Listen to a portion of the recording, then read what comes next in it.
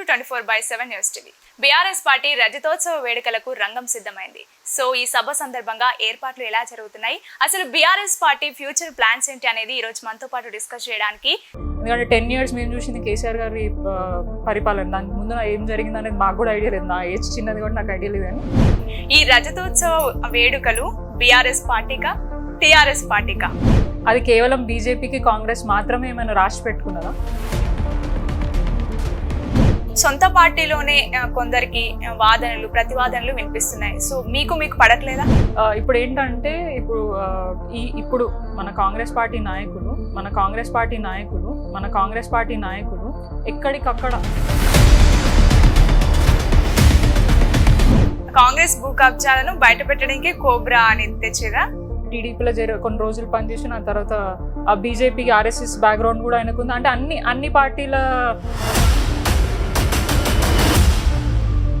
ప్రజలు మిమ్మల్ని ఎందుకు ప్రతిపక్ష హోదాలో కూర్చోబెట్టారు? నీ సొంత పార్టీ నాయకులే నీ పేరు మర్చిపోతారు. అల్లు అర్జున్ గారు నీ పేరు మర్చిపోయినా ఆయన మీద ఇట్లాంటి చర్యలకు పాల్పడడం, మరి నీ మంత్రివర్గంలో ఉన్న మంత్రులు నీ పేరు మర్చిపోతే నువ్వేం అనలేకపోతున్నావు. అంటే సొంత పార్టీలో ఈ కలహాలు ఏందని? ఎవరి పార్టీలో వాళ్ళకి ఇష్యూస్ ఉంటాయి, దాన్ని ఎట్లా సార్ట్అవుట్ చేసుకొని ముందుకు పోయినాం అనేది మెయిన్ థింగ్. సో అదే రకంగా మా పార్టీ నాయకులు సత్యవతి రాథోడ్ గారు, ఎమ్మెల్సీ రవీందర్ గారికి, వీళ్ళిద్దరికి నాకు ఐడియా లేదు. ఓకే, వాళ్ళు మళ్ళీ రిటర్న్ వస్తే బీఆర్ఎస్ పార్టీ ఆహ్వానిస్తుందా? కిందున్న నాయకులు కానీ మేము కానీ చాలా ఇబ్బంది పడతాం. అయినా కూడా బీఆర్ఎస్ నేతలకు అధికార దర్పం దిగలేదు అని వాదనలు వినిపిస్తున్నాయి. సో దీనికి మీరేం చెప్తారు? సీఎం రేవంత్ రెడ్డి గారి తమ్ముడికి తిరుపతి రెడ్డి గారికి ఏం అధికారం ఉందని ఇప్పుడు కాంగ్రెస్ పార్టీ అదే చేస్తే మీరు కోర్టుకి ఎందుకు వెళ్లాల్సి వచ్చింది? అంటే మీకో న్యాయం, కాంగ్రెస్ పార్టీకో న్యాయం. అంటే అప్పట్లో చాలా మంది మాట్లాడతారు తీర్మాన్ మల్లన్న గారి గురించి, ఇంకెవరో గురించి. అంటే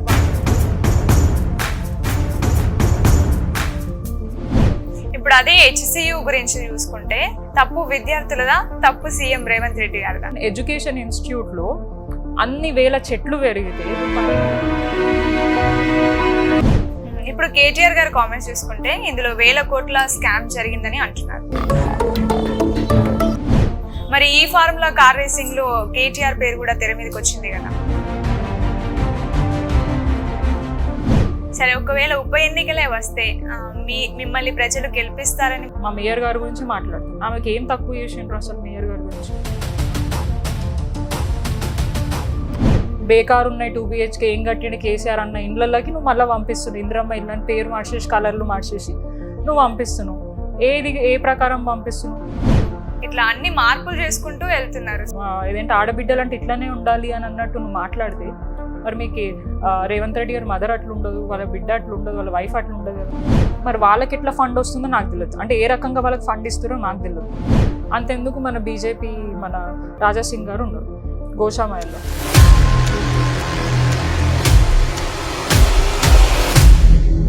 సీతాఫల్ మండి బీఆర్ఎస్ కార్పొరేటర్ హేమ గారు ఉన్నారు, తనతో మాట్లాడదాం. హాయ్ మ్యామ్, నమస్తే. హలో అండి, నమస్తే. ఎలా ఉన్నారు మ్యామ్? Fine, thank you. మీరు ఎలా ఉన్నారు? బాగున్నాను ma'am. First of all congratulations, happy married life. Ma'am, ఇప్పుడు చూసుకుంటే మనం పర్సనల్ విషయాల తర్వాత మాట్లాడుకుందాం. సో ఇప్పుడు పార్టీ విషయానికి వస్తే ఈ రజతోత్సవ వేడుకలు బీఆర్ఎస్ పార్టీకా టీఆర్ఎస్ పార్టీకా? టీఆర్ఎస్ నుంచే కదా బీఆర్ఎస్ అయింది. కానీ రాష్ట్రం ఆవిర్భవించినప్పుడు టీఆర్ఎస్ మీదనే ఉంది కదా. సో బీఆర్ఎస్ దేశాన్ని దోచుకోవడానికి బీఆర్ఎస్ పార్టీగా మారి ఇప్పుడు ఇట్లా చేస్తున్నారని కాంగ్రెస్ వాళ్ళు అంటున్నారు. ఈ ఆరోపణలు చేయడము కాంగ్రెస్ పార్టీకి ఇదేమి అంటే ఇప్పుడు కొత్త విషయం కాదు. అవునవును, డే 1 నుంచి వాళ్ళు అన్ని ఆరోపణలు చేసుకుంటేనే టైం పాస్ చేస్తున్నారు. పబ్లిక్ మాత్రం ఎటువంటి సర్వీస్ ఇవ్వట్లేదు. సో ఇప్పుడు మీరు ఏదైతే అంటున్నారో టీఆర్ఎస్ నుంచి బీఆర్ఎస్ అన్నది పార్టీ పేరు మాత్రమే మారింది.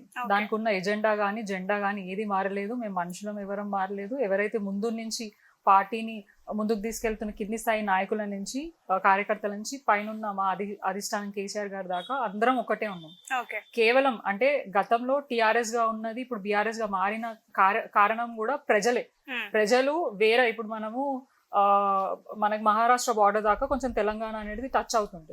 సో మహారాష్ట్ర దగ్గర ఉన్న ప్రజలు బీఆర్ఎస్ ని కోరుకుంటున్నారు. కేవలం అక్కడే కాదు, మనం వేరే రాష్ట్రాలకు వెళ్తే అది కేసీఆర్ గారు గతంలో 10 సంవత్సరాలు ఇచ్చిన పరిపాలన విధానం చూసి వేరే స్టేట్ లో కూడా మాకు కూడా అట్లాంటి ముఖ్యమంత్రి ఉంటే బాగుంటుందని చెప్పేసి చాలా మంది చాలా రకాలుగా చాలా వేదికల్లో అండ్ కొన్ని సందర్భాలలో మీటింగ్స్ లో కూడా చర్చ చేయడం జరిగింది. ఓకే. సో వారందరూ ఒపీనియన్స్ తీసుకున్న తర్వాత దాన్ని టీఆర్ఎస్ నుంచి బీఆర్ఎస్ గా మార్చి దేశ రాజకీయాలలో వెళ్ళాలన్న ప్రయత్నం చేసి అది కూడా మంచి పరిపాలన అందించాలన్న ఎజెండా దాన్ని ముందుకెళ్తున్నాం. ఓకే. సో ఎందుకు ఒక స్టేట్ పార్టీ అనేది ఏదైనా ఉంటే ఒక స్టేట్ లో ఫామ్ అయిన పార్టీ ఎక్కడ వేరే రాష్ట్రాలలో పార్టీ పెట్టద్దా? అది కేవలం బీజేపీకి కాంగ్రెస్ మాత్రమే ఏమైనా రాసి పెట్టుకున్నదా? టిఆర్ఎస్ కి ఆ అధికారం లేదా? సో మేము ప్రజలకు మంచి చేయాలన్న ఇంటెన్షన్ తోటి పేరు మార్చి దేశ రాజకీయాల్లోకి వెళ్ళాలని అనుకుంటున్నాము. అండ్ దానికి తోడు కాంగ్రెస్ పార్టీ ఇట్లాంటి ఏమంటారు అబద్ధపు మాటలు చెప్పి లేదంటే రాంగ్ గా ప్రచారం చేయడము. అంటే కాంగ్రెస్ పార్టీది రీసెంట్ గా చూసుకోవచ్చు, సోనియా గాంధీ గారి మీద ఈడీ ఒక ఫైల్ కూడా అంటే కేసు కూడా వేయడం జరిగింది. అంటే కరప్టెడ్ ఫ్యామిలీ ఏదైనా ఉంది అని అంటే గాంధీ ఫ్యామిలీ వాళ్ళది అని చెప్పేసి మనకి న్యూస్ లలో నేషనల్ మీడియాలలో కూడా వస్తుంది. సో వాళ్ళు కరప్షన్ గురించి మా పార్టీ గురించి మాట్లాడే నైతిక అర్హత వాళ్ళకి లేదు. అండ్ వాళ్ళ మాటకి ఎవరు కూడా వాల్యూ ఇస్తారని తెలంగాణ ప్రజలకి అందరికీ తెలుసు. ఎవరు తెలంగాణని 60 సంవత్సరాల పాటు దోచుకున్నారో అండ్ ఎవరు ఇప్పుడు 15 నెలల నుంచి ఏం చేస్తున్నారని ప్రజలు గమనించున్నారు. ఏదో కొద్ద ఆశకి పోయి అంటే గతంలో 10 సంవత్సరాలు ఎటువంటి ఇబ్బందులు లేకుండా వాళ్ళు ఉన్నారు. మనకి కరెంటు ప్రాబ్లం లేదు, వాటర్ ప్రాబ్లం లేదు కేసీఆర్ గారి నాయకత్వంలో. ఉద్యోగాలు కొంత మేరకు మనం చేసుకోగలిగినాం అండ్ డెవలప్మెంట్ చేసినాం ఫుల్ ఫ్లెడ్జ్ గా అండ్ చాలా మంది వెల్ఫేర్ స్కీమ్ అందించగలిగినాం. ఇన్ని ఆ ప్రభుత్వంలో చేసినప్పుడు అవి కంటిన్యూ అవుతూ ఇంకా కూడా మాకు వస్తాయని ఆశతో ప్రజలు ఆశపడి వాళ్ళకు ఓట్లేసి గెలిపిస్తే వాళ్ళు ఇప్పుడు 15 నెలల నుంచి ఏం చేస్తున్నారని చూసుకుంటే మీకు క్లియర్ గా అర్థం అవుతుంది. వాళ్ళకి అన్ని అబద్ధాలు మాటలు చెప్పి ప్రభుత్వం ఏర్పాటు చేసి ఇప్పుడు వాళ్ళని పట్టించుకుంటలేదు. వాళ్ళకి దేశాలు తిరగడానికి టైం ఉంది కానీ ప్రజలకి ఎక్కడైతే ఇబ్బంది అవుతుందో అక్కడ పోవడానికి మంత్రులకు కానీ ముఖ్యమంత్రి కానీ వాళ్ళ నాయకులకు కానీ టైం దొరుకుతుంది. సో అట్లా చూసుకుంటేనే మీకు క్లియర్ గా అర్థమవుతుంది ఏం జరుగుతుంది ఏంటి అని. ఓకే. మీ పాలనలో ఎటువంటి ఇబ్బందులు లేకపోతే ప్రజలు మిమ్మల్ని ఎందుకు ప్రతిపక్ష హోదాలో కూర్చోబెట్టారు? అంటే ఇప్పుడు మీరు చూడండి 10 years ఫస్ట్ తెలంగాణ రావడానికి రీజన్ కేసీఆర్ గారితో పాటు ఎంతో మంది నాయకులు ఎంతో మంది ఉద్యమం చేయబట్టే వచ్చింది. సింపుల్ గా కాంగ్రెస్ పార్టీ అడగంగానే ఇయ్యలేదు, చాలా మంది బలిదానాలు చేసిన తర్వాతనే ఇచ్చే పరిస్థితి మేము తీసుకొచ్చినాం కాబట్టి వాళ్ళు ఇవ్వాల్సి వచ్చింది. ఇచ్చిన తర్వాత అది కొత్తగా ఏర్పాటైన రాష్ట్రం వచ్చిన తర్వాత 10 years అంటే ఇప్పుడు కాంగ్రెస్ పార్టీకి ఇప్పుడు కొత్తలాగా చూస్తున్నారు. గతంలో కూడా వాళ్ళే పరిపాలించిండ్రు. 10 సంవత్సరాలకి ముందంతా కూడా కాంగ్రెసే ఉంది. 60 సంవత్సరాలు 70 సంవత్సరాలు కాంగ్రెస్ పరిపాలించింది కదా.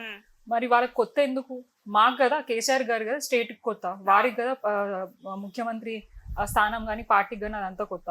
ఆ 10 years లో ఏం డెవలప్మెంట్ చేసారు ఏంటిదంటే మేం కాదు చిన్న పిల్లలు కూడా చెప్పడానికి ఉన్నారు.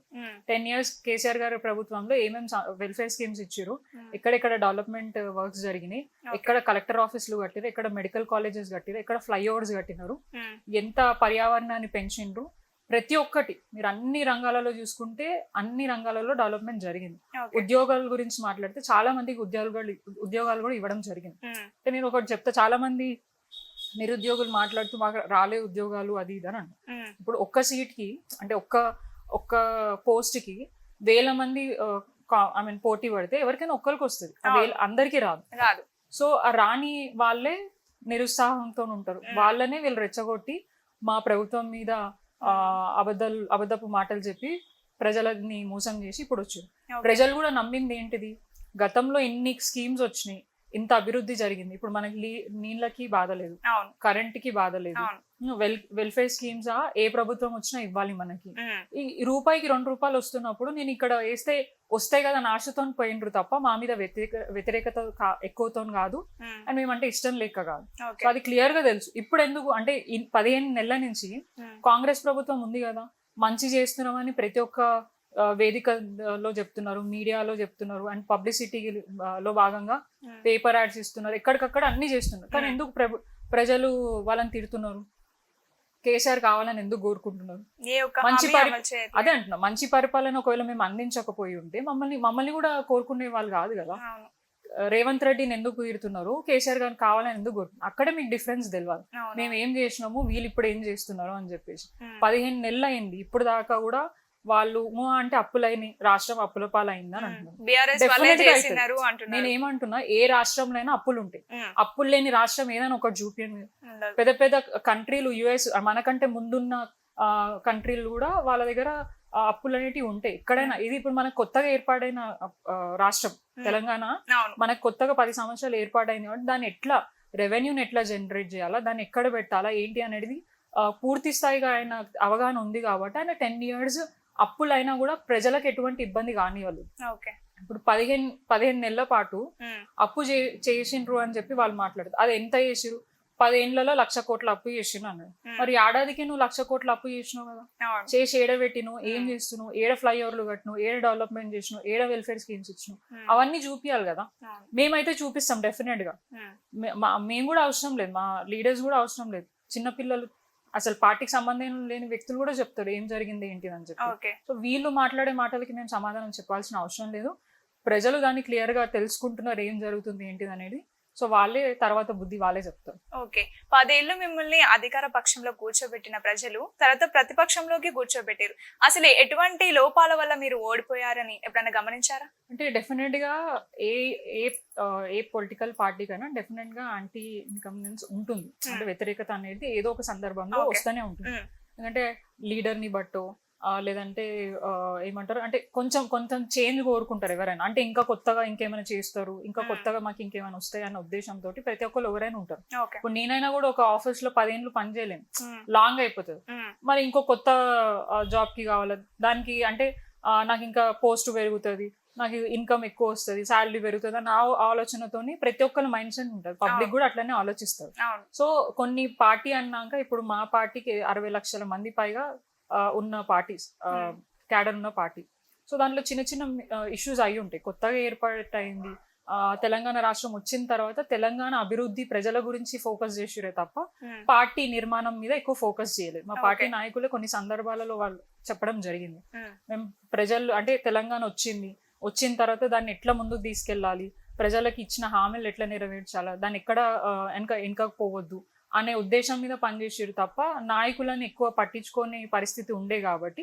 సో అక్కడ ఎక్కడైనా లోపాలు జరిగినాయి, దాన్ని మా పార్టీ కూడా గుర్తు పెట్టుకుంది. ఫర్దర్ గా అట్లాంటివి కాకుండా కూడా ఇప్పుడు దాని మీద ఎట్లా ఏంటిది అనేది కూడా ఏమంటారు ఎగ్జామినేషన్ అంటే అంత పార్టీ నాయకులతో డిస్కస్ చేస్తుంది. ఫర్దర్ గా ఇట్లాంటివి కాకుండా కూడా చేయడానికి కూడా ప్రయత్నాలు చేసుకుంటుంది. సో అండ్ ఓటమి అనేది ఉంటది డెఫినెట్ గా ఎవరికైనా కూడా. ఇప్పుడు రేస్ ఏదైనా వెళ్ళినప్పుడు ఓటమి రుచి ఎలా అనిపిస్తుంది మీకు? ఇది కూడా చాలా బాగుందండి, మనకు తెలియాలి ఒక్కసారైనా కూడా. ఒక్కసారి దెబ్బ తాకితేనే దాన్ని నొప్పి ఏంటో, దాని తర్వాత వచ్చే బలం ఏంటిది అనేది ప్రతి ఒక్కరికి తెలుస్తుంది. ఇప్పుడు ప్రజలకు అర్థమైంది. ఇప్పుడు మాకంటే ఎక్కువ ప్రజలు ఇబ్బంది పడుతున్నారు. ఇప్పుడు ప్రభుత్వాలు, ఇప్పుడు ఎవరైనా కూడా ఏ ప్రభుత్వం, ఇప్పుడు రేవంత్ రెడ్డి గారు ఇంతగానం మాట్లాడుతున్నారు మా ప్రభుత్వం అంత చేస్తుంది ఇంత చేస్తుంది, విపరీతంగా ప్రజలకు మంచి చేస్తుంది అని చెప్తూ నిరంతరం కేసీఆర్ గారిని గత ప్రభుత్వాన్ని ఇష్టం వచ్చినట్టు, అది కూడా ఆ పద్ధతి లేని విధంగా మాట్లాడుతున్నారు. నోటికి ఎంత వస్తే అంత, వాళ్ళ స్థాయిని మర్చిపోయి వాళ్ళ హోదాని మర్చిపోయి అక్కడ ఉన్న అంటే ఏ సిచ్యువేషన్ లో మాట్లాడుతున్నాం. చిన్నపిల్లల ముందు కూడా పెద్దవాళ్ళ ముందు కూడా అది అసలు ఏ సభ అని కూడా చూడకుండా ఇష్టం వచ్చినట్టు నోటికి ఎంత వస్తే వాళ్ళు మాట్లాడుతున్నారు, మీరు మాట్లాడట్లేదు. అంటే రేవంత్ రెడ్డి గారిని, అంటే ఇప్పుడు మన రాష్ట్రానికి ముఖ్యమంత్రి అంటే ఒక మంచి పొజిషన్ లో ఉన్న వ్యక్తిని మీరందరూ కలిసి గుంపు మేస్త్రి అనడం, ఇంకా అసభ్యకర వ్యాఖ్యలు చేయడం, మరి ఇది ఎంతవరకు కరెక్ట్? ఫస్ట్ గుంపు మేస్త్రి అన్న మాట ఎవరు వాడినరు అనేది మీరు తెలుసుకోండి క్లియర్ గా. మీడియా ఛానల్లోనే ఒక మీడియాలో కూర్చున్నప్పుడు సీఎం పదవి అంటే ఏంటిది అని చెప్పేసి ఆయన అడిగినప్పుడు ఆయన ఏమని చెప్పాలా, ఒక రాజ్యాంగబద్ధమైన పొజిషన్, అది మంచిగా నేను ప్రజలకు సర్వీస్ చేయాలో ఒక ప్లేస్ లో కూర్చున్నా అని ఒక హుందాతనంతోనే ఆయన సమాధానం చెప్పాలి. ఆయన చెప్పిన సమాధానం కుంపు మేస్త్రి, సింపుల్, నా ఇంకా ఇది ఉంటారు, వాడు పని ఆడు చేసుకుంటాడు అని చెప్పి ఆ చేరుకున్న వాల్యూని తీసిందే రేవంత్ రెడ్డి గారు. అట్లా ఆయన వాల్యూ లేకుండా ఆయన స్థాయిని మర్చిపోయి మాట్లాడుతుంది కాబట్టి ప్రజలందరూ ఇప్పుడు ఆయన లాంగ్వేజ్ లోనే మాట్లాడుతున్నారు.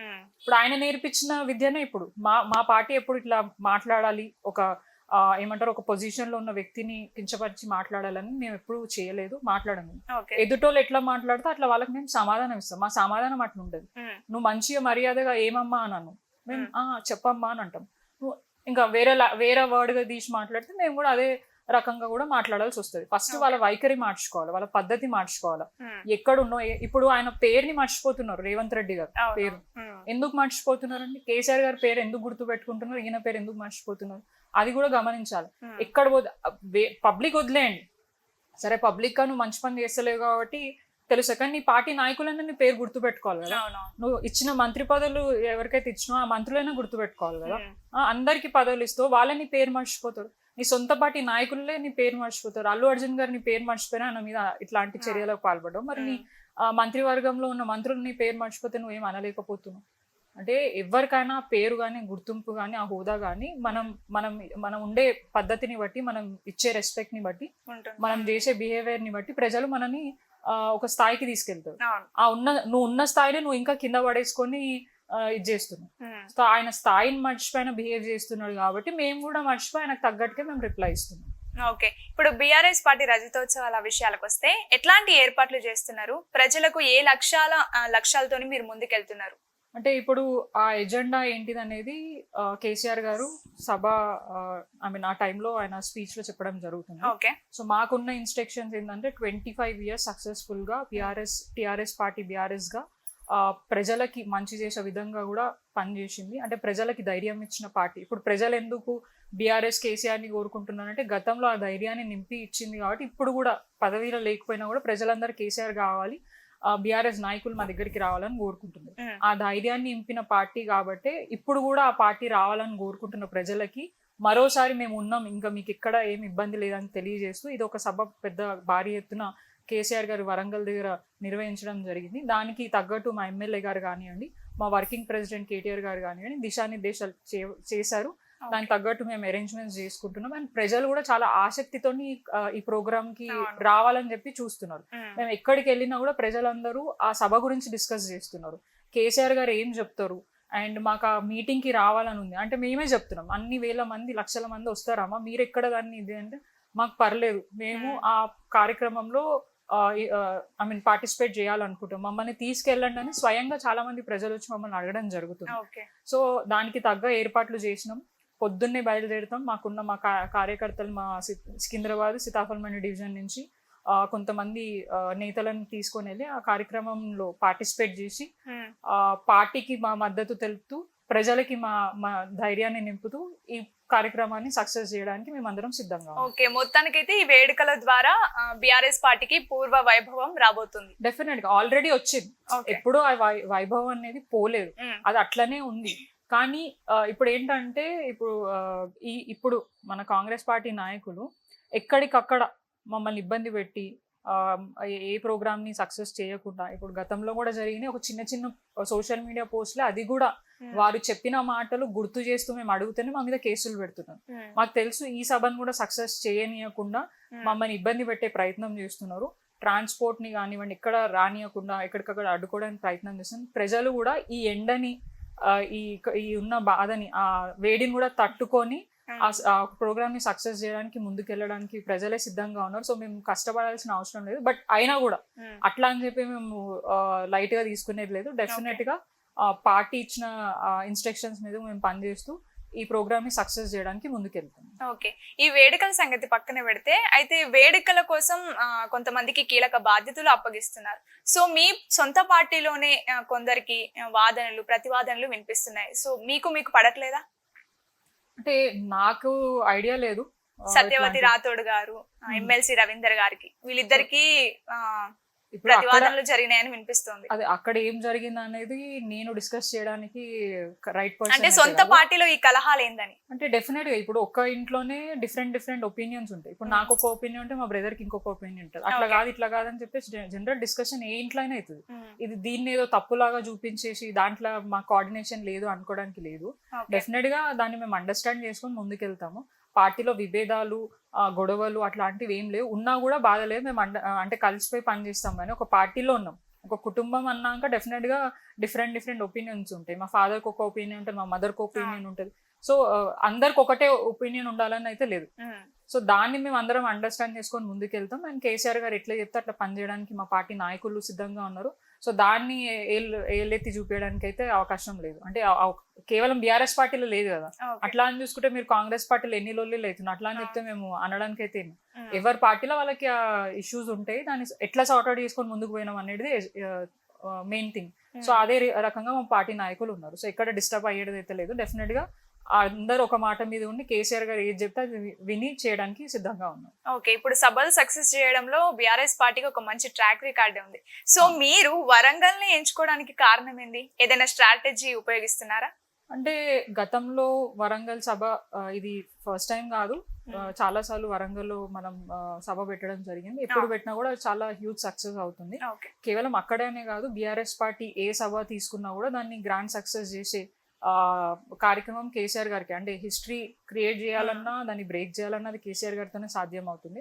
సో అదే రకంగా కూడా వరంగల్ అనేది ఇక ఉమ్మడి అంటే రాష్ట్రంలో అక్కడి నుంచి చాలా అంటే పవర్ ఉంటుంది అని, ఓరుగల్లు అన్న పేరే మనకి ఒకటి తెలంగాణ భాగంలో అది ఉంటుంది కాబట్టి సో అక్కడి నుంచి తీసుకున్నారని నేను అనుకుంటున్నాను. డెఫినెట్గా కేసీఆర్ గారికి ఒక స్ట్రాటజీ ఉంటుంది, ఆ స్ట్రాటజీ ప్రకారమే పోతారు. అండ్ అక్కడ పెడితే ఇంకా హ్యూజ్ సక్సెస్ అవుతుందని నమ్మకంతోనే ముందుకెళ్తున్నారని నేను అనుకుంటున్నాను. ఓకే, ఇప్పుడు మిమ్మల్ని ప్రజలు ప్రతిపక్షంలో కూర్చోబెట్టినారు, అయినా కూడా బీఆర్ఎస్ నేతలకు అధికార దర్పం దిగలేదు అని వాదనలు వినిపిస్తున్నాయి. సో దీనికి మీరేం చెప్తారు? అధికారం గురించి మాట్లాడితే మీరు అసలు ఓడిపోయిన ఎమ్మెల్యేల గురించి మాట్లాడాలి కాంగ్రెస్ పార్టీ. ఓకే, మీరు కూడా మా పార్టీలో కూడా చాలా మంది ఎమ్మెల్యేలు ఓడిపోయినారు. మరి వాళ్ళు వచ్చి స్టేజ్ మీద కూర్చుంటాను ఎప్పుడు అనలేదు కదా. గతంలో కూడా బీఆర్ఎస్ ఉన్నప్పుడు ఓడిపోయిన వాళ్ళు వచ్చి కూర్చోలే అధికారిక కార్యక్రమాలు, అఫీషియల్ కార్యక్రమాలు. వాళ్ళకు ఎవరికి ప్రోటోకాల్ ఉందో వాళ్ళని మనం స్టేజ్ మీద ఇన్వైట్ చేసినాం. అండ్ వాళ్ళ అండర్స్టాండింగ్ మీద వాళ్ళని కూడా రమ్మంటే వాళ్ళని ఇది. కానీ ఇక్కడ పరిస్థితి అట్లా లేదు. ఖచ్చితంగా మేము ఉండాలా అని చెప్పేసి మాట్లాడుతున్నారు. అండ్ అధికారం గురించి మాట్లాడితే మరి సీఎం రేవంత్ రెడ్డి గారి తమ్ముడికి తిరుపతి రెడ్డి గారికి ఏం అధికారం ఉందని అధికారిక కార్యక్రమాల్లో ఒక చైరేసి టవలేసి ఒక ఏమంటారు ఒక సీఎం కి ఇచ్చే రెస్పెక్ట్ ఆయనకి ఎందుకు ఇస్తున్నారు? మాకు అవసరం లేదు అది. మాకు ప్రజలు ఇచ్చే రెస్పెక్ట్ లవ్ చాలు. మాకేదో చేరేసి మాకు ఒక ఇది ఇవ్వాలని. ప్రతిపక్షంగా కూడా మేము చాలా స్ట్రాంగ్ ఉన్నాం, అధికార పక్షంలో కూడా మేము స్ట్రాంగ్ గా ఉన్నాం. గత 10 ఏళ్ళు ఏ ఎన్నికలైనా మేమే గెలిచడం జరిగింది. ఎక్కడైనా మీరు లోకల్ బాడీ చూసుకొని, సర్పంచ్ చూసుకొని, ఎంపీటీసీ జెడ్పీటీసీ చూసుకుంటే అన్ని ఇట్లో బీఆర్ఎస్ ముందుండే. నేను చెప్పిన కదా ఆల్రెడీ ప్రజలకి ఏంటంటే అన్ని వచ్చినాయి, ఇంకొకటి ఏమైనా వస్తుందని ఆశతో ముందుకు పోయినారు తప్ప అంతకుమించి ఇంకేం లేదు. అండ్ ఇప్పుడు కూడా మేము డెఫినెట్గా ప్రజలు అధికారంలో లేకపోయినా కూడా మా దగ్గరికే వస్తున్నారు. మా దగ్గరకు వస్తేనే, బీఆర్ఎస్ పార్టీ వాళ్ళ దగ్గరికి వెళ్తేనే మాకు సమస్యలు తీరితే, మాకున్న సమస్యల మీద మాట్లాడే వాళ్ళు బీఆర్ఎస్ వాళ్ళే అని చెప్పేసి ప్రజలు అనుకుంటున్నారు కాబట్టి మా దగ్గరికే వస్తున్నారు. మీరు ఎక్కడికక్కడ చూడండి, ఎక్కడ ఏ అధికారి ఇబ్బంది పెట్టినా, ఎక్కడ ఎవరైనా కాంగ్రెస్ పార్టీ నాయకులు ఇబ్బంది పెట్టినా, లే ఇంకో రకంగా ఏదైనా ఇబ్బంది పెట్టినా ఫస్ట్ వాళ్ళకి వచ్చే మాట కేసీఆర్ అన్న ఏడున్నావు, మా దగ్గరికి రా, నువ్వే మా అండ, మా ధైర్యం అని చెప్పేసి మీ మీడియా ఛానల్ ద్వారానే మాకు అవన్నీ తెలుస్తుంది. సో ఇంత క్లియర్ గా ఉన్నారు ప్రజలు. అంటే వాళ్ళకి అర్థమైంది 15 నెలల పరిపాలన ఎట్లుంది, 10 సంవత్సరాల కేసీఆర్ గారి పరిపాలన ఎట్లుందని వాళ్ళకి అర్థమైంది. కాబట్టి ఇప్పుడు వాళ్ళు నిరంతరం కేసీఆర్ గారు కావాలి. ఎందుకంటే వారు ఏ వర్గాన్ని డిస్టర్బ్ చేయలేదు. అన్ని వర్గాల వాళ్ళని కడుపులో పెట్టుకొని ఎవరికి ఏ ఇబ్బంది కాకుండా అడగక ముందే కూడా చాలా పనులు చేశారు. తెలంగాణ ఎలక్షన్ అంటే మన ఏ ఎలక్షన్లు అయినా కూడా మనకు మేనిఫెస్టోలో కొన్ని అంశాలు పెడతాం. ఆ అంశాలే కాకుండా పూర్తి స్థాయిగా ఆయన కూర్చొని ఇంకా ప్రజలకి ఏం చేస్తే బాగుంటుందని ఆలోచించి కళ్యాణ లక్ష్మి, దళిత బంధు అట్లాంటి ఎన్నో స్కీమ్స్ ప్రజలు అడగక ముందే ఆయననే స్వయంగా దాని గురించి ఆలోచించి పైలట్ ప్రాజెక్ట్ లాగా తీసుకొని వాళ్ళకి ఆర్థికంగా సాయం చేసే ప్రయత్నం చేసిండ్రు తప్ప ఇక్కడ కూడా ఆయన ప్రజలు ఏ రకం కూడా ఇబ్బంది పెట్టలేదు. అండ్ మీకే స్వేచ్ఛ లేకుండా పోయింది. ఇప్పుడు 15 నెలల నుంచి మీడియాకి ఎక్కడ ఎవరైనా మీరు పబ్లిక్ ఏదైనా వాయిస్ ఇస్తే కూడా మీ మీద దాడులు జరుగుతుంది. గతంలో ఇట్లా జరగలేదు. చూసుకొని మీరు అంటే అప్పట్లో చాలా మంది మాట్లాడుతారు తీర్మాన్ మల్లన్న గారి గురించి, ఇంకెవరో గురించి. అంటే వాళ్ళు మాట్లాడిన మాటలకి కొంతమందికి ఇబ్బంది అయ్యి వాళ్ళు కంప్లైంట్ ఇచ్చి చేసి కదా ప్రభుత్వమే కానీ, కేసీఆర్ కానీ, కేటీఆర్ గారు చేసిన దాడులు కాదు. కానీ మీ మీద అట్లా కాదు. మీరు ఎక్కడికక్కడ పోయి ఏం జరుగుతుంది, ప్రభుత్వ వైఖరి ఎట్లుంది, మీకు సంక్షేమం అందుతుందా లేదా అని ఒక వాయిస్ ఇస్తే చాలు. దాన్ని మేము ఎవరైనా పోస్ట్ చేస్తే చాలు ఇమీడియట్ గా పోలీసులు పిలుస్తున్నారు, కేసు పెడుతున్నారు, లేదంటే మీ మీద దాడులు చేస్తారు. చూడలేదా చాలా మంది మహిళల మీద, మహిళా జర్నలిస్టుల మీద దాడి చేసి, ఇంకా చాలా మంది ఆఫీసుల మీద కూడా పోయి దాడులు చేస్తారు. అంటే అసలు లా అండ్ ఆర్డర్ కూడా సరిగా లేదు మనకి. 10 years ఫ్రెండ్లీ పోలీసింగ్ లోనే ఎన్నో ఇష్యూస్ మనం సార్ట్అవుట్ చేయగలిగినాం. క్రైమ్ రేట్స్ తగ్గినాయి, ఎక్కడ కూడా దాడులు కాకుండా, కమ్యూనల్ వైలెన్సెస్ కాకుండా అన్ని పెట్టినాం. కానీ ఇప్పుడు ఏంటి, సింపుల్ గా చిన్న చిన్న ఇష్యూసే చాలా పెద్దగా చేస్తున్నారు. అవును. పార్టీ నాయకులే దాని మీద ఇన్వాల్వ్ అవుతున్నారు. వాళ్ళే జులుం, అంటే ఎక్కడ మాకేమనిపిస్తుందో, గతంలో అప్పుడు చిన్న ఉన్నప్పుడు మా మదర్ వాళ్ళు చెప్తుండే, ఎమర్జెన్సీ ఎప్పుడైనా చిన్న అయితే ఇమీడియట్ గా 140 సెక్షన్ పెట్టేస్తుండే, అక్కడ ఎవరు రాని. అది నిరంతరం ఇక్కడ కనిపిస్తూనే ఉంది. ప్రజలు బయట కనిపించినా కూడా ఆ అరాచకం అనేది కనిపిస్తుంది. సో మేము చూడలేకపోవచ్చు, టీవీలలో చూసినా మేము అప్పుడు సినిమాలలో, మాకు ఆ పరిపాలన తెలియదు. కానీ ఎందుకంటే 10 years మేము చూసింది కేసీఆర్ గారి పరిపాలన. దానికి ముందు ఏం జరిగింది అనేది మాకు కూడా ఐడియా లేదు. నా ఏజ్ చిన్నది కూడా నాకు ఐడియా లేదు. కానీ మా పేరెంట్స్ చెప్పేది, మా పెద్దవాళ్ళు చెప్పేది, గతంలో ఇట్లా ఉంటుండే కాంగ్రెస్ ఉన్నప్పుడు, ఏ చిన్న దానికైనా ఎమర్జెన్సీ అని చెప్పేసి పెడుతుండే, మేము పోకపోతుండే. అదే పరిస్థితి వచ్చేటట్టు ఉంది. ఇప్పుడు లా అండ్ ఆర్డర్ కూడా మన రేవంత్ రెడ్డి గారి దగ్గర ఉంది. ఒక రివ్యూ ఉండదు, ఏం జరుగుతుందో తెలుస్తలేదు. ఇదేంది, క్రైమ్ రేట్స్ విపరీతంగా, మహిళల మీద అత్యాచారాలు పెరుగుతున్నాయి, మర్డర్స్ అవుతున్నాయి, సైబర్ క్రైమ్స్ అవుతున్నాయి, ఎన్నో ఇన్సిడెంట్స్ అవుతున్నాయి. కానీ దేని మీద పూర్తి స్థాయిగా రేవంత్ రెడ్డికి టైం లేదు. మళ్ళీ ఇన్వెస్ట్మెంట్స్ పేరుతోని దేశాలు తిరుగుతుంటారు. 10 సంవత్సరాలు కేసీఆర్ గారు ఉన్నా కూడా ఒక్కసారి కూడా ఆయన ఏ దేశాలకు పోలే. ఒక్కసారి కూడా పోయినట్టున్నారు, అది కూడా జస్ట్ ఒక వారం 10 రోజుల కండి. ఈయన 4 సార్లు పోయిండు. ఇన్వెస్ట్మెంట్స్ అంటున్నారు, కోట్లు అంటున్నారు. చూస్తే అది పేపర్ కి మాత్రమే పరిమితం అవుతున్నారు. రియాలిటీలో ఇంప్లిమెంటేషన్ అయితే కనిపించట్లేదు. సో ఏ కార్యక్రమం అయినా వారు తీసుకున్నంత పబ్లిసిటీకే ఉంది, కానీ రియాలిటీలో ఎక్కడ కనిపించట్లేదు. అది ప్రజలు అర్థం చేసుకున్నారు, అర్థం అవుతుంది. వీళ్ళు ఓన్లీ చెప్పే తత్వమే కానీ చేసే తత్వం వీళ్ళకి లేదని చెప్పేసి ప్రజలకు అయితే అర్థమైంది. ఇప్పుడు మీ పార్టీ ఉన్నప్పుడు ఎన్నో ఫిరాయింపులను కూడా మీరు ప్రోత్సహించారు కదా. ఇప్పుడు కాంగ్రెస్ పార్టీ అదే చేస్తే మీరు కోర్టుకి ఎందుకు వెళ్లాల్సి వచ్చింది? అంటే మీకో న్యాయం, కాంగ్రెస్ పార్టీకో న్యాయం. ఇప్పుడు వాళ్ళకు కూడా అధికారం ఉండే, వాళ్ళకు కూడా అవకాశం ఉండే. ఇన్ కేసు వాళ్ళ పార్టీ నాయకులు ఎవరైనా పోతే వాళ్ళు కూడా కోర్టులో వేసేది ఉండే, దాని మీద ఇది చేసేది ఉండే. ఇప్పుడు ఇక్కడ ఏంటంటే, గతంలో వాళ్ళే, ఆ పార్టీ నుంచి వచ్చిన నాయకులే చెప్పారు, మేము అందరం కలిసి కట్టుగా ఒకటేసారి అనుకొని మేము పార్టీలో జాయిన్ అయినాం.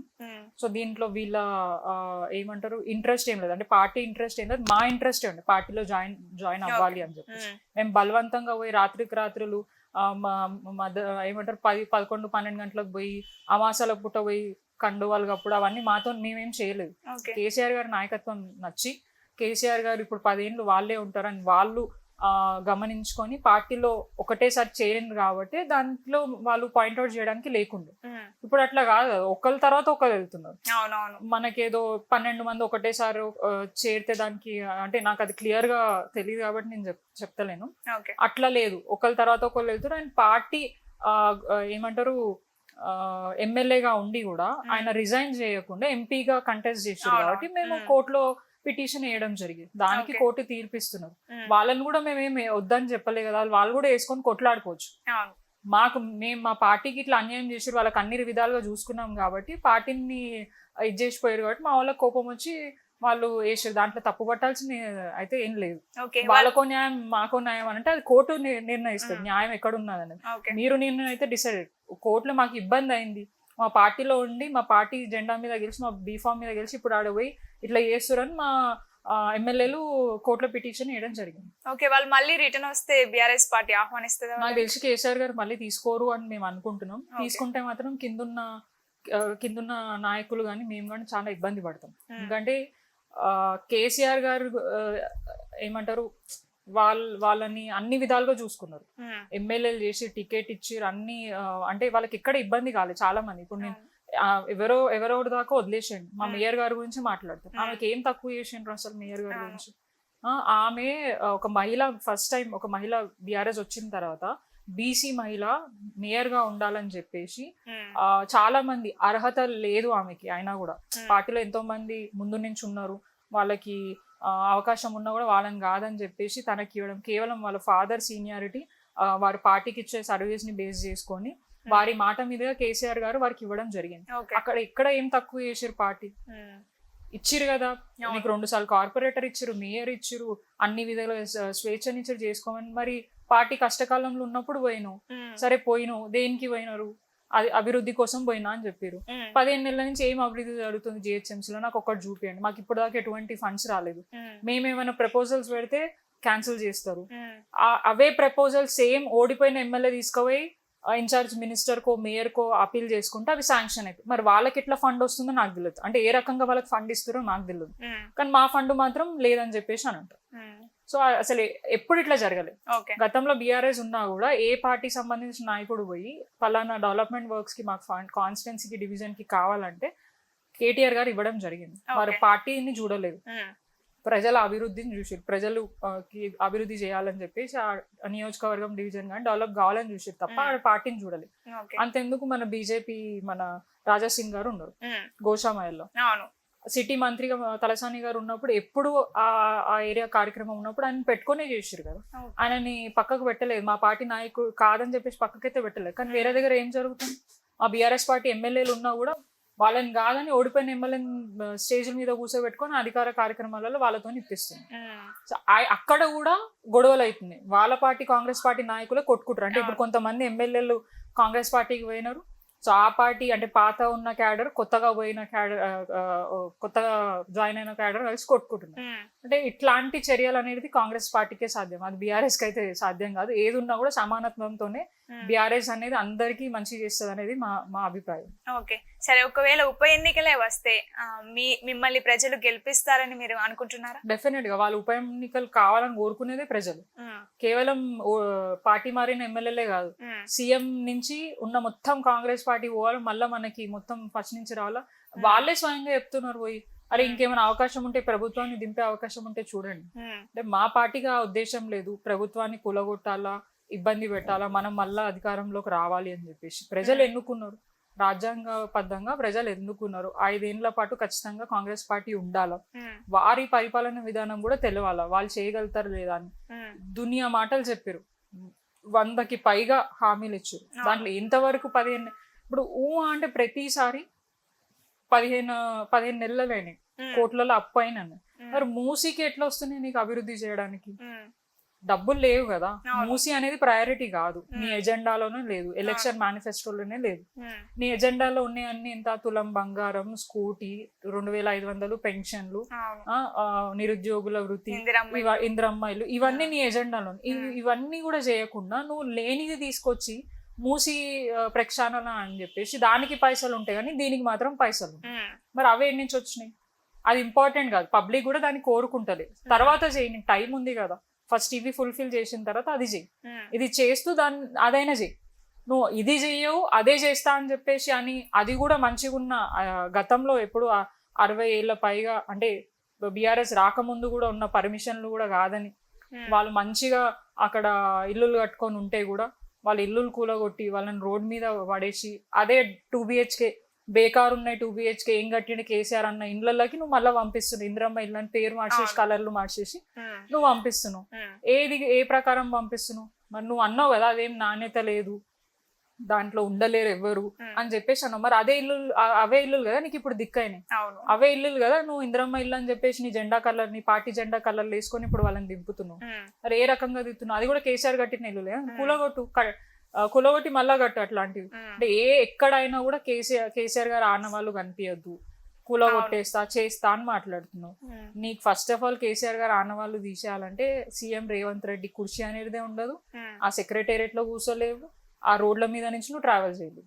అవన్నీ కేసీఆర్ చేసినవి, అవన్నీ కూడా దృష్టిలో పెట్టుకోవాలి. ఈవెన్ మీరు ఎంతో ప్రతిష్టాత్మకంగా తీసుకొచ్చిన ధరణి స్థానంలో కూడా భూ భారతి అంటూ కొత్త పేరు తీసుకొచ్చారు. సో దీన్ని ఎట్లా చూడాలి? అప్పుడు తెలంగాణ తల్లి విగ్రహాన్ని ఇట్లా అన్ని మార్పులు చేసుకుంటూ వెళ్తున్నారు. సో అదే ఇప్పుడు ఈ పేర్ల మార్పులు, స్టాచ్యూల చేంజెస్ తోటి తెలంగాణ ప్రజల బతుకులు అయితే మారాయి, ప్రజలకు తెలుసు. గతంలో మేము కూడా చేసినాం, మార్పులు చేసినాం, కానీ ఇట్లా ప్రజలను ఇబ్బంది పెట్టి అవసరం లేని పనులు అయితే మేము ఏం చేయలేదు.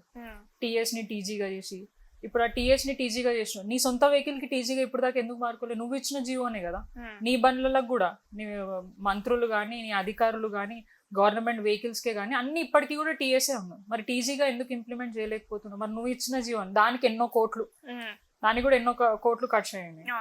విగ్రహాలు అంటున్నావు, రాజీవ్ గాంధీ విగ్రహంతో తెలంగాణ ప్రజలకు ఏం ఉపయోగం? ఆయన ప్రైమ్ మినిస్టర్ ఉండొచ్చు, దేశానికి ప్రైమ్ మినిస్టర్ ఉండొచ్చు, కానీ తెలంగాణకి అవసరం లేదు కదా. ఆయన ఏం చేసినాడని అది కూడా తెలంగాణ తల్లి విగ్రహం పెడతా అన్న ప్లేస్ లో వారి విగ్రహం పెట్టి తెలంగాణ తల్లిని అవమానపరిచాను.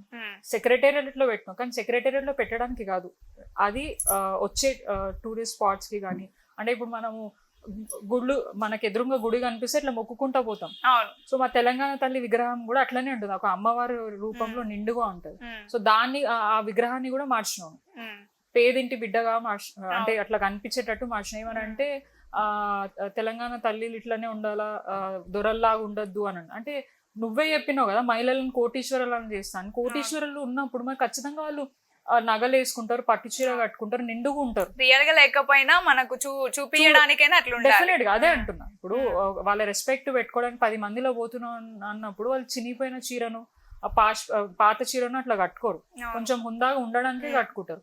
సో అట్లాంటి ఇదిని నువ్వు తెలంగాణ తల్లి విగ్రహంలో చూపిస్తూ ఏదంటే ఆడబిడ్డలు అంటే ఇట్లానే ఉండాలి అని అన్నట్టు నువ్వు మాట్లాడితే మరి మీకు రేవంత్ రెడ్డి గారి మదర్ అట్లా ఉండదు, వాళ్ళ బిడ్డ అట్లా ఉండదు, వాళ్ళ వైఫ్ అట్లా ఉండదు కదా. మరి గట్లాంటి చీరనే కట్టిపి, మరి గట్లనే కొప్పేపి అట్లనే వేయించి నడిపించేది ఉంది. ఇప్పుడు అంటే ఇవన్నీ ఫూలిష్ థింగ్స్. ప్రజలకు అవసరమైన విషయాలు చేసి వాళ్ళకి మంచి చేసే కార్యక్రమాలు పెట్టుకుంటే డెఫినెట్ గా వాళ్ళు నిన్ను అప్రిషియేట్ చేస్తారు, హర్షిస్తారు. ఇప్పుడు ఎక్కడ పోతే అక్కడ నిన్ను ఎందుకు తిడుతున్నారు, వాళ్ళకి ఏం అవసరం? ఇప్పుడు దాకా కేసీఆర్ గారిని ఇంత ఇట్లా అయితే వచ్చి తిట్టలే కదా, ఒకవేళ ఏమైనా జరిగితే. ఈయన రేవంత్ రెడ్డి గారిని తిట్టినట్టు మేము ఏమనంటే పేడు పేడు పేడు అంటున్నారు. మొత్తం తెలంగాణ అంతా మేము కొనుక్కున్నామా మనుషులను? ఎక్కడ పోతే అక్కడ మేము పైసలు ఇచ్చి వాళ్ళతో మాట్లాడతాం. ఆ మాత్రం ఇంటెలిజెన్స్ ఉండదు వీళ్ళకి. ఖచ్చితంగా ఒక ప్రభుత్వానికి ఇంటెలిజెన్స్ అనేది ఉంటది, ఏం జరుగుతుంది, ఎక్కడ ఏం అవుతుంది అనేది ప్రతి ఒక్కటి రిపోర్ట్ ఇస్తారు. మరి ఆ రిపోర్ట్ వీళ్ళు ఏమైనా తప్పు ఇస్తున్నారా అనేది ఆయన ఫస్ట్ తెలుసుకోవాలి. ఇంత ఫూలిష్ గా చేయడం కరెక్ట్ కాదు. ఈ పేర్లు చేంజ్ చేయడము ఇవన్నీ చేస్తే తెలంగాణ లైఫ్, తెలంగాణ ప్రజల బతుకులు అయితే మారాయి. డెఫినెట్ గా ఆయన ఆలోచించుకోవాలి ఒకసారి కూర్చొని. లక్కీగా ఆయనకు ఆ సీట్ వచ్చింది, ఆ పొజిషన్ వచ్చింది. డెఫినెట్ గా చాలా లక్కీగా వచ్చింది. ఆయన కష్టపడితే వచ్చింది కాదు, అందరినీ ఏమంటారు మోసం చేసి తెచ్చుకున్న సీట్ అది. అంటే అది కాంగ్రెస్ పార్టీలో ఎంతో మంది అధికారం అయిపోయేదాకా ఉండదు అంటారా? అది వాళ్ళ పార్టీ నాయకులకే తెలుసు. ఇప్పుడు ఆయన కాంగ్రెస్ పార్టీ కొత్త, టీడీపీ నుంచి వచ్చిండు. ఆయన టీఆర్ఎస్ లో ఉండే టీడీపీలో పోయిండు. ఆయనకి ఎక్కడ ఇది ఉంటే అక్కడ పోతాడు. ఆడ టీడీపీలో కొన్ని రోజులు పనిచేసిన తర్వాత ఆ బీజేపీకి ఆర్ఎస్ఎస్ బ్యాక్గ్రౌండ్ కూడా ఆయనకు ఉంది. అంటే అన్ని పార్టీల గాలి పీల్చుకొని వచ్చిండు ఆయన. సో ఇప్పుడు కాంగ్రెస్ లోకి వచ్చి వాళ్ళని అందరినీ దొక్కి ఆడికి పోయి టికెట్ తెచ్చుకొని సీఎం పోస్ట్ తెచ్చుకున్నారు. చాలా మంది సీనియర్లు ఉన్నారు, బట్టి విక్రమార్క గారు ముందు నుంచి ఉన్నారు, సీతక్క గారు ఉన్నారు, శ్రీధర్ బాబు గారు ఉన్నారు. మరి వీళ్ళందరికీ క్యాపబిలిటీ లేదా? సీనియర్లు వాళ్ళందరినీ కదా నేను ఎట్లా తెచ్చుకున్నా? చాలా బ్యాగులు ఇచ్చింది, వీళ్ళకి అలవాటు కదా ఆ బ్యాగులు ఇవ్వడము, తీసుకుపోవడం, పెట్టడం, ఇవి అలవాటు. ఇప్పుడు ఆ సెంట్రల్ పార్టీకి అవసరం డెఫినెట్ గా, ఎవరు ఎక్కువ ఇస్తే వాళ్ళకి అట్లా ఇస్తాడు. ఇక ఆయన ఎన్ని గురిపించిండో ఆయనకి ఆ సీట్ ఇచ్చారు. ఇప్పుడు అదే భయం ఉంది ఆయనకి. ఇప్పుడు ఇది ఏదైతే 27th జరిగే సభ కూడా కాంగ్రెస్ పార్టీ నాయకులు డిస్కస్ చేసేది, ఈ సభతో మా పార్టీ కూలిపోతుంది, సీఎం రేవంత్ రెడ్డి గారు వెళ్ళిపోతారని చెప్పేసి మాట్లాడుకుంటున్నారు. వాళ్ళు మాట్లాడుకుంటున్నారు, ప్రజలు కూడా అదే అనుకుంటున్నారు. మాకు అది అవసరం లేదు. మా పార్టీ 25 ఏళ్ళు సక్సెస్ఫుల్ గా మేము తీసుకెళ్ళినా కానీ దాన్ని సెలబ్రేట్ చేసుకుంటూ ప్రజలకి మంచి చెప్పడానికి మేము వస్తున్నాం తప్ప ఇంకొకటి చేయడానికి కాదు. అండ్ డెఫినెట్ గా వారు ఏమంటారు చూసుకోవాలి ఏం జరుగుతుంది ఏంటి అనేది. ఆ భయం అయితే ఆయనకు ఉంది, ఎప్పుడు ఉంటుందో ఎప్పుడు పోతుంది అన్న భయంతోనే అన్నాడు. ఎందుకంటే కాంగ్రెస్ పార్టీలో అదొకటి ఉంది కదా, ఏడాదికో 2 ఏళ్లకు ఖచ్చితంగా సీఎం మారే ఇది ఉంటది కాబట్టి. సో అది మారితే కూడా డెఫినెట్ గా కాంగ్రెస్ పార్టీలో కంటిన్యూ అయ్యాడు. ఆల్రెడీ బీజేపీతోని బడే వాయితో కనెక్షన్ లో ఉన్నాడు కాబట్టి ఆడికి పోయి ఆడి నుంచి ఏమైనా తెచ్చుకుంటాడు ఆయన. అట్లా చేసే ప్రయత్నం అయితే ఉంది ఆయనకి. ఇప్పుడు హైడ్రాకి ఆపోజిట్ గా కోబ్రా అని మీరు ఏదో పెట్టిరు రీసెంట్ గా. సో కాంగ్రెస్ భూ కబ్జాలను బయట పెట్టడానికి కోబ్రా అని తెచ్చేదా?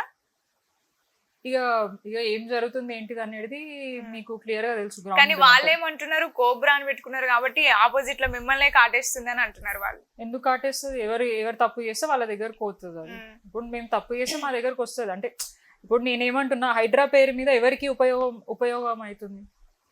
సామాన్య ప్రజలకైతే అయితలేదు. ప్రతి ఒక్కరి దగ్గరికి వెళ్ళండి. సరే కొంతమందికి ఏదైనా ఎంక్రోచ్మెంట్స్ అయ్యి వాళ్ళకి ఏమైనా ఇబ్బంది అయ్యి వాళ్ళకి నువ్వు మంచి చేసినావు, దాన్ని మేము ఒప్పుకుంటాం. గతంలో కూడా డిఆర్ఎఫ్ అని పెట్టి కేటీఆర్ గారు ఎంక్రోచ్మెంట్స్ కానివ్వకుండా లేక్స్ కానివ్వండి అన్ని కానీ డిఆర్ఎఫ్ పెట్టి దాన్ని చూడడం జరిగింది. ఇక్కడ కూడా మేము కూడా కబ్జాలు కాకుండానే చూసినాం. ఇప్పుడు ఏదో కొత్తగా ఈయన హైడ్రా తీసుకొచ్చి ఆ హైడ్రా పేరు మీద అరాచకం చేస్తున్నాడు తప్ప ప్రజలకు మంచి చేసేది ఏంటది. పచ్చగా ఉన్న ఇంటిని కూలగొట్టి అప్పటికప్పుడే జస్ట్ 2 రోజుల కిందనో 1 డే కిందనో వాళ్ళు గోప్రవేశం చేస్తే పోయి కూలగొట్టిరు. అవే పర్మిషన్ లేకపోతే నువ్వు ఆడ రోడ్లు ఎట్లా వేయించు? అధికారుల మీద కదా ఫస్ట్ నువ్వు యాక్షన్ తీసుకోవాలా. వీళ్ళ మీద ఎట్లా తీసుకుంటావు, అధికారుల మీద యాక్షన్ తీసుకోవాలి, ఎట్లా పర్మిషన్ ఇచ్చినావు అని చెప్పి వాళ్ళ మీద యాక్షన్ తీసుకున్న తర్వాత ఆ ప్రొసీజర్ అంతా కంప్లీట్ చేసిన తర్వాత వీళ్ళకి నోటీస్ ఇచ్చి ఖాళీ చేయించి అప్పుడు నువ్వు కదా వాళ్ళ మీద యాక్షన్ తీసుకోవాలి. రాత్రి ఎట్లా నువ్వు వాళ్ళని జులుం చేస్తావు, కూలగొడుతూ, అండ్ నువ్వు కష్టపడిన పైసలు కాదు కదా, రాత్రి పగలు కష్టపడి రూపాయి కూడా పెట్టుకుంటే కట్టుకున్న ఇది అది. నీ తమ్ముడు ఇల్లు కూలగొట్టలేదు మరి. దుర్గం చెరువులో వాళ్ళ బ్రదర్ది ఇంకా చాలా మంది కాంగ్రెస్ లీడర్వి ఉంది, ఎంఐఎం పార్టీకి సంబంధించిన లీడర్స్వి కూడా ఉంది. మరి వాళ్ళ మీద ఎందుకు యాక్షన్ తీసుకుంటారు ఇప్పుడు దాకా? ఓన్లీ పేద ప్రజల మీద ఎందుకు తీసుకుంటున్నావు? అది కూడా సాటర్డేలు సండేలు. కోర్టు చెప్పినాక కూడా వినకుండా కోర్టు ఆర్డర్స్ ని కూడా బేఖాతరు చేస్తూ వాళ్ళు పోయి దాని మీద చేస్తున్నట్టే. అంటే ఏం పరిపాలన నడుస్తుంది అనుకోవాలి రాష్ట్రంలో? వన్ సైడెడ్ గా అధికారులు కూడా కంప్లీట్ గా గతంలో కనీసం ఒక ఏమంటారు అంటే పైనున్న ముఖ్యమంత్రి గారు మంత్రి గారితో భయం ఉంటుంది. ఇప్పుడు ఆ భయం లేదు. స్వేచ్ఛ అనేది చాలా ఎక్కువ అయిపోయింది. ఉండాల స్వేచ్ఛ అనేది, కానీ ఇట్లా ఉండదు. ప్రజలను ఇబ్బంది పెట్టి సతాయించి అక్రమ కేసులు పెట్టి అన్యాయంగా ప్రజలని మోసం చేసి వాళ్ళని రోడ్ పాలు చేసి అంత ఫ్రీడమ్ ఉండదు. డెఫినెట్ గా వాళ్ళకి ఇది ఉండాలి. ఇప్పుడు అడ్మినిస్ట్రేషన్ అట్లుంది. రేవంత్ రెడ్డి గారే అంత బేకార్గా పనిచేస్తున్నప్పుడు ఇక కిందున్న ఏమంటారు ఆఫీసర్స్ అట్లా పనిచేయడంలో ఏమంటారు వాళ్ళకి అదే ఇది అయిపోయింది, ఫ్రీ అయిపోయింది. ఇప్పుడు ఆయననే వాళ్ళ ఆఫీసర్స్ ని ఏసీ రూమ్లలో కూర్చుంటున్నారు, చాలా ఈజీగా మమ్మల్ని తప్పు చేయమంటున్నారు, ఐఏఎస్ ఆఫీసర్ అది అని. అంటే ఆయన గవర్నమెంట్ మీద ఆయన వ్యతిరేకత అనేది పబ్లిక్ లో చెప్పడం జరుగుతుంది. ఇప్పుడు ఎవరైనా కూడా అట్లా మాట్లాడరు. సో ఆయన వైఖరి అట్లా ఉంది కాబట్టి ఆయన ఫెయిల్యూర్ అనేది క్లియర్ గా ఆయననే చెప్పుకోవడం జరుగుతుంది. ఇప్పుడు అదే హెచ్సియు గురించి చూసుకుంటే తప్పు విద్యార్థులదా, తప్పు సీఎం రేవంత్ రెడ్డి గారిదా? ఖచ్చితంగా రేవంత్ రెడ్డి గారు. విద్యార్థులు ఏముంటదండి, అది హైదరాబాద్ యూనివర్సిటీ, ఒక ఎడ్యుకేషన్. వాళ్ళు ఏమంటున్నారంటే ఈ భూమి ప్రజలది, కాంగ్రెస్ పార్టీది కూడా కాదు, మేము ప్రజల కోసమే ఇదంతా చేసాం. వాళ్ళు అడిగే దాంట్లో కూడా తప్పు లేదు.